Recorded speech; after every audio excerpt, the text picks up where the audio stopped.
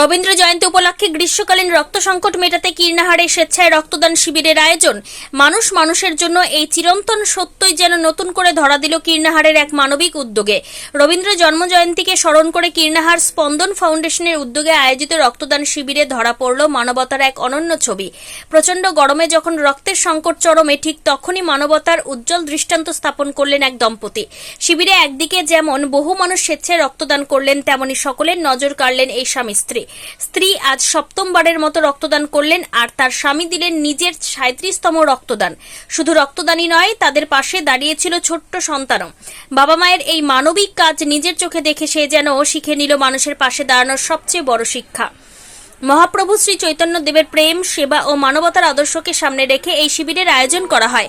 আয়োজক কমিটির সম্পাদক অজয় সাহা জানান, গ্রীষ্মকালে রক্ত সংকট দূর করতে গত বছর থেকে এই উদ্যোগ নেওয়া হয়েছে। এবারে শিবিরে মোট 40 জন রক্তদান করেছেন।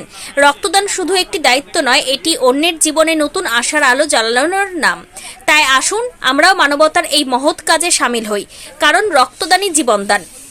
কীর্ণাহার থেকে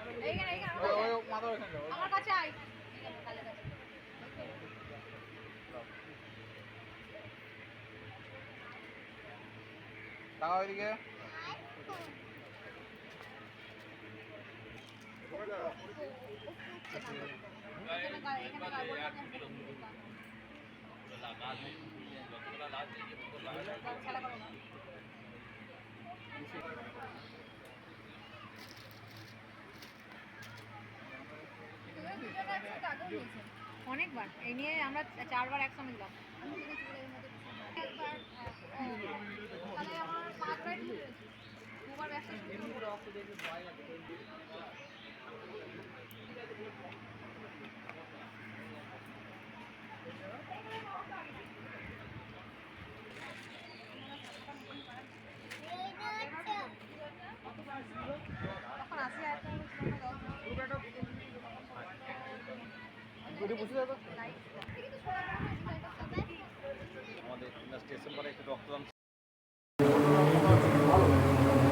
আমাদের মহাপ্রভু বলেছেন, পৃথিবীতে আছে যত নগর আদি গ্রাম, সর্বত্র প্রচারিত হবে মোর নাম, হরে কৃষ্ণ হরে রাম।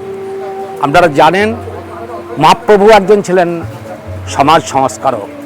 তিনি সমাজের প্রতিটি মানুষের কাছে পৌঁছে গেছেন ভালোবাসা নিয়ে।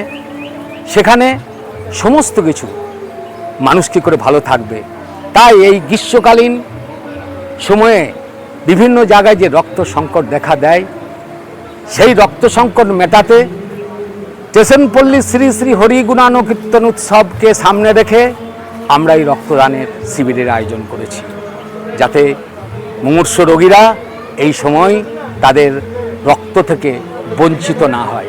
আমরা জানি রক্তদান জীবনদান।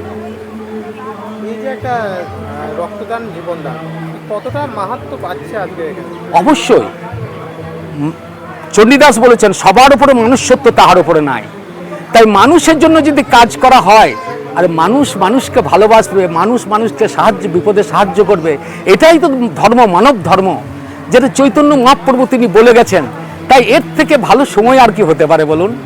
তাই আমরা এই উপলক্ষে আজকে এই আয়োজন করেছি। আপনারা আরও জানেন যে 7 দিন 8 দিন ব্যাপী এই আমাদের হরিগুণানুকীর্তন চলবে, যেখানে পশ্চিমবঙ্গের খ্যাতনামা কীর্তনীয় শিল্পীরা তারা এখানে কীর্তন গান পরিবেশন করবেন এবং মানুষের মনে ভক্তির সঞ্চার করবেন।